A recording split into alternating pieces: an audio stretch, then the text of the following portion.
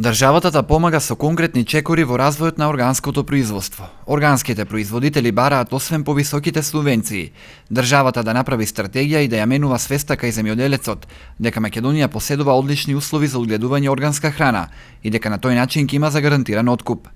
Божитар Трајков, кој на неколку декади одгледува киви за кој поседува сертификат за органско производство, вели дека инвестицијата е исплатлива, но поради расцепканоста на производителите на органска храна не може да извезуваат големи количини кои ги параат трговците за европскиот пазар. Има некои побуди, има надеж да биде органско производство 30 до 40% поскапо, али немаме количина, нема нека организација, себе некои поединечни сме расцепкани. Треба да бидеме здружени во една организација која што те диктира цена ние, а не трговците. Бидејќи ние знаеме дека парите се во ние, во трговците, не кај нас. Ние само работиме, а ефектот тоа нема.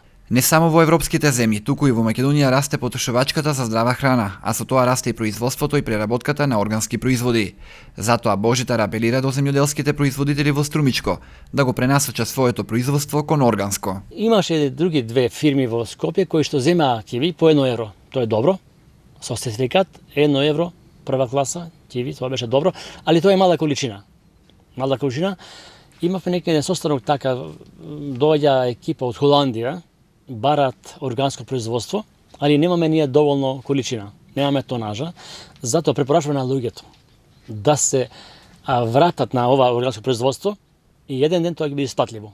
Органска храна во Македонија се произведува само на 11.000 хектари земја, што е многу малку во однос на потенцијалите, иако дури 80% од производството оди за извоз.